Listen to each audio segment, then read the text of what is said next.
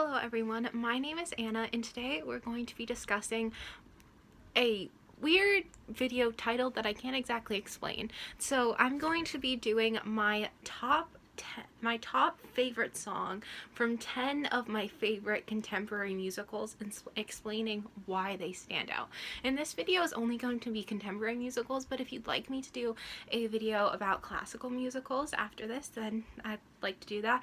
I didn't want this video to be like if it was both of them combined, to have like more of one than the other, and there's so many of both that I love, so I didn't want to have to like exclude them. So if you like this video, I'll make one about classical musicals, but this isn't in any particular order about like what's my favorite contemporary musical, although the first two that I'm going to list are probably my favorite two, but the rest of them are all kind of just in a random order. And again,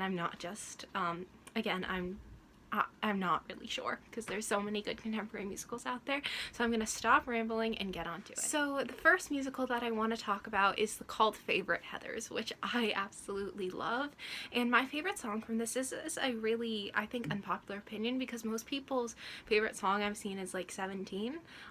But my favorite is actually Fight For Me, which is the third song in the entire musical. And I really like this song because I really think it shows Veronica in a much different light, and I think it really shows the start of her character arc, because how I view Veronica as one of my like top dream roles of all time is someone that goes through this immense character growth because she's kind of thrust into this really horrible relationship that at first might be great, and this is kind of what it is. She's views this guy as like her Prince Charming, and this is the one time that I really feel like in the show we really see Veronica almost as an ingenue in the beginning, and then she basically makes this transition from being an ingenue to being the strong female heroine that we know and love.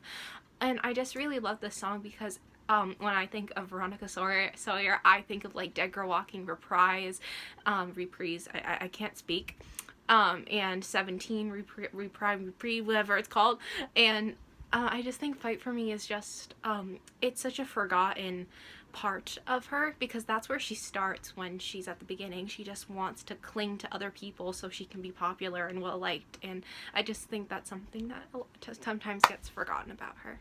So the next musical that I want to talk about is the very highly underrated Once on This Island, which recently received a revival in 2017 that won the 2018 Tony Award for Best Revival of a Musical. So I'm going to summarize this one because unlike Heathers, this is one that's not as well known. So Once on This Island follows the story of a young girl named T-Moon, when she's younger, she gets shipwrecked onto an island that's both financially and racially divided, and so she kind of falls in love with someone on the richer side of the island, but because she lives on the poorer side of the island, that's not something that can happen. So she's sent on a journey by the gods, which there's 4 gods on this island, that she believes is to fall in love with this guy and to kind of unite the island and to save his life. It's a lot. It's really hard to understand. I went and I was really lucky to get to see the show before it closed. It's not on Broadway anymore, the revival, but I really loved it. In the musical, the song that I wanted to talk about is Forever Yours. So Forever Yours is such a beautiful song. It's like, I think, the 6th song in the show. It starts out when T-Moon is singing to Daniels, who's the guy that she's in love with, his sick body, like, because he's sick, and about how she's meant to be his and she's meant to to protect him. It's a great song. That part's really like gets you choked up, but then kind of halfway, not halfway through the song, like after like she sings and they sing together, Papa Gay, who's my favorite character in the entire musical and probably my favorite villain in any musical ever, he comes out of the shadows and is like, yeah, I'm not gonna say what he says, but yeah, he is epic. And going off of the revival of this, I love this song because it shows the most powerful character in a musical being a woman. Because if you didn't know, in the Papa Gay is usually played by a male, but in the revival, Merle Dandridge, who was succeeded by Tamira Gray, played this role. And I just thought it was so awesome to see the character that everyone is afraid of, to see the character that everyone views as this really powerful figure to be a woman, because she can do whatever she wants. And I just really love this song because Forever Yours really represents that. So the next musical that I want to talk about, which is technically contemporary because it did premiere on Broadway for the first time in the 80s, is The Phantom of the Opera, which is the longest running show in Broadway history. Do I even have to explain it? But the song that I wanted to talk about is Wishing You Were Somehow Here Again. That's probably my favorite song from the musical. The title song is a really close second, and so I do think I listened to that one a little bit more, but I just love Wishing You Were Somehow Here Again, and I think it's the song that really stands out. I think that it is such an interesting and such a truthful portrayal of grief and what it's like to lose someone.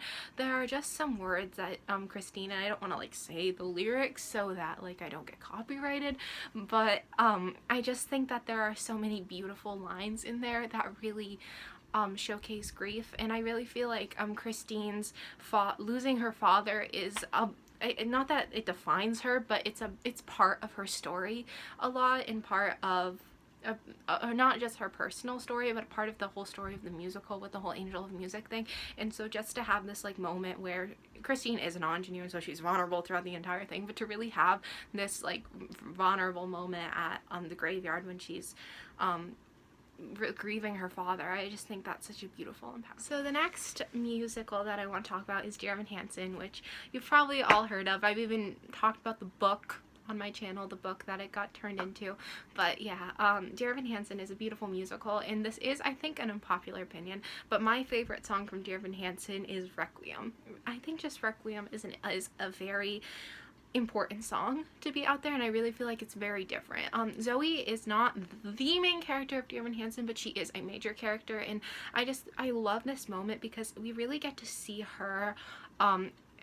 It's such a powerful female song. She's really kind of standing up to Connor in a way, and I just think that's really important to see more powerful female characters in musicals. And also I just think that so many people have seen themselves not in Zoe's exact situation, but when you take the song out of context, there are a lot of people that can really relate to it, because at the end of the day, you can just view Requiem as a song that's about you realizing that about whether it be a toxic friendship, relationship, etc., that you're saying goodbye to someone that was not helpful for your life, and that you're better off without them. So why should you be sad about losing a toxic friend when you're, again, better off without them? And I just think that's such a beautiful thing, that a show tune that's about this really specific situation can really help so many people out of context, and I just think that's a really beautiful. So the next musical that I want to talk about, and the most recent listen to on this list, is Six the Musical, which is a newer show, so I'll summarize it. It follows a story of the 6 wives of Henry VIII, divorced, beheaded, died, divorced, beheaded, survived, and it follows them kind of through a feminist lens, looking at their story instead of Henry's, and trying to kind of set the record straight about what happened to them. And they're also like it's like they're in a girl group, and they're trying to figure out who's going to be the lead singer of the group. And to try to figure out who's going to be the lead singer, they decide that the criteria for that is who had kind of the worst time. Kind of, I would say that their life before Henry also counts, in some of their cases a life after Henry, but for the most part, like their relationship with him, whoever had the worst time. I just love this musical so much. It's such a different and unique concept. I don't think I've really seen anything like it. Like, I know there are other historical musicals, like, don't kill me for the comparison, but Hamilton is obviously a really popular historical musical, but I think the way that Six does it is very different. And my favorite song from Six is definitely All You Want to Do. I know that there are some issues with this song, and I do think that if the show does come to Broadway, I hope that during their kind of preview time, they maybe do change some of the things, like the way that they portray Henry Mannix in the song. I think they're doing it in a good way. I just think they need to make it a little bit clearer. If, like, just, Catherine Steele made a really good video about this, so I would really recommend you watch her video. But I think that they should change up that. But I think All You Want to Do is a really overall honest and heartbreaking song.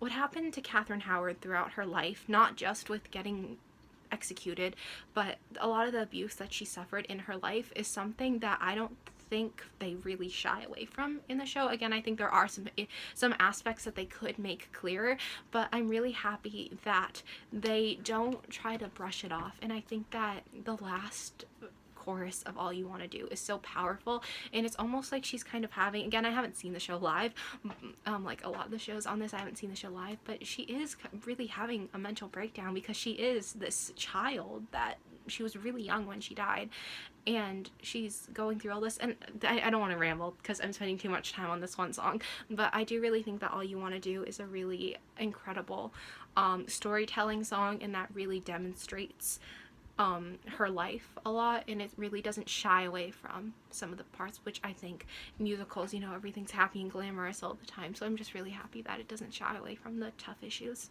So the next musical that I want to talk about is Carrie the musical, which I know there are a lot of adaptations on this list, but I do genuinely love Carrie the musical. Margaret is one of my top dream roles of all time, and I want to talk about one of her songs, I Remember How Those Boys Could Dance. This song is so unique and different, and I think when we think of Carrie, we think of the horror and we think of the blood and the gore. We don't think of a really sad song. We don't think of a very emotional moment. And I think Margaret is just this, she is one of the most complex musical characters, especially for a soprano. And I just think this song really reveals a lot, because a lot of what we see beforehand is the song Eve, and Eve Was Weak. Do I have to go into that one? And to see the kind of difference in her character, and to really see her vulnerability and her past abuse that she suffered through song, I just think that's really unique. So the next musical that I want to talk about is Hairspray, because this, along with the next show that I'm going to talk about, are two shows that I grew up with, and so I have to mention them on this list. And so Hairspray, the song that I want to talk about is Mama, I'm a Big Girl Now. And this song, I don't have that much to say about it, but I think it's so much fun. I love that we have a trio in the show that's between three different characters that, although Tracy and Penny interact a lot, Amber and Penny never interact, and Amber and Tracy don't like each other very much, and so I just think it's, like, they're not interacting with each other, but I just think that's really awesome, and the way that they incorporate their mothers into it, I just think it's a really creative, unique, and really awesome to watch. So the next show that I want to talk about is Mamma Mia, who, like I said, I grew up with this show so much. I think I've seen the movie, watched it with my grandma more times than I can count, and then also I was really lucky when I was little. It was the second Broadway show I ever saw, and I'm really lucky to have seen it. So I really want to talk about Carolee Caramello's, in particulars, her rendition of The Winner Takes It All, which is my favorite song, the one that I want to talk about. Carolee Caramello, Carolee Caramello, Carolee Caramello. I think that's all I should have to say, so bye. I'm just kidding. This song is just, I think it's such a different moment for Donna. A lot of the times that we see her in the show, it's very, like, upbeat, very, like, almost unapologetic in a way, I guess. Sophie is the more soprano ingenue kind of character in the show, but I just think Donna, a lot of her moments, like, yeah, she's talking about her relationships, but it's in more of a kind of, I guess, bite back at you way, whereas The Winner Takes It All, like, she has a lot more, even though it isn't 100% ingenue, because she isn't an ingenue, there's some more vulnerable moments in that, and I just think that's a really good turning point in her role, and it's the first time that we really see her kind of self-reflect on it, because I feel like there's a lot that went down with her and Sam and their relationship, and I do think that she's kind of been holding it back in this kind of moment that she lets it. So I know I'm gonna sound really stereotypical by saying this, but I want to talk about Mean Girls the musical. Mean Girls the musical is based off the old Lindsay Lohan movie, which was written by Tina Fey, and it premiered on Broadway for the 2017-2018 season, and it was nominated for 12 Tony Awards. It didn't win any of them, but it was nominated.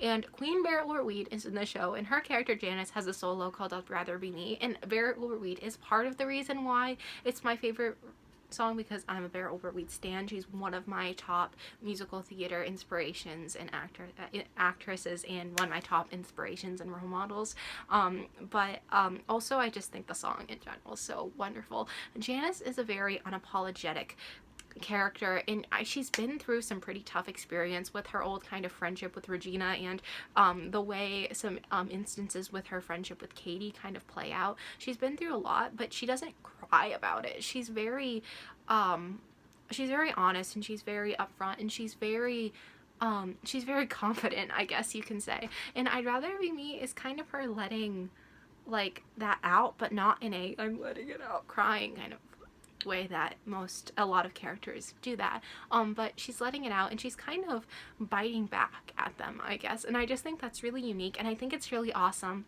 to see a representation of a very strong, again, more strong female characters in musical theater, and I just think that's a really awesome step forward. So the last show that I want to talk about is Wicked. Of course, Wicked was going to be on here somewhere. And my favorite song from Wicked, kind of unpopular opinion, because I think you guys are either expecting me to say Defying Gravity or popular, but it's No Good Deed. No Good Deed is just such a good song. It's so... Obviously, I don't think Defying Gravity and Popular would work very much out of context, but they work more so, I think. No Good Deed is just, it's wicked. And I just think it's such a wonderful point in Elphaba's kind of character arc, because she's been like mistreated a lot throughout her life, and it's kind of just a moment of kind of a turning point for her. And also her and Fiyero are absolute goals, and I know that's more of an As Long As You're Mine kind of thing, which I love that song too, but just kind of the way that she cares about him a lot in that song, and how she's trying to save his life. I just think that's so wonderful, and I get chills every time I hear the Fiyero riff. There's no bad way that really any of the actresses have done it. It's so good. And there's so many different things you can do with it, and I just love that song, because, and I also think it kind of with Defying Gravity as well, there's a lot of moments for different Elphabas to kind of add their own thing. Like if you look, compare Jessica Vosk's Fiyero riff, or Jessica Vosk's just whole rendition of that song, to Idina Menzel's Fiyero riff and whole rendition of that song, it's so different, and it just shows how so many different actresses can play with this song. So that's all of the musicals I wanted to talk about with you guys. If you enjoyed this video, comment down below if you want me to do the classical version of this, because there are some great classical musicals and some songs that I'd love to talk about too. So I really hope that you enjoyed this video, and just if this is the first video you've seen from me, hi, I'm Anna from BookSawyer. I make videos every other day, and I switch off every video that I make switches off between a theater video and a book video. So if you aren't interested in books, then I have a theater video that comes out every 4 days instead, but if you are, then in 2 days from now I'll have a book video up. So I really hope that you enjoyed this video, and I hope you have a great day. Goodbye.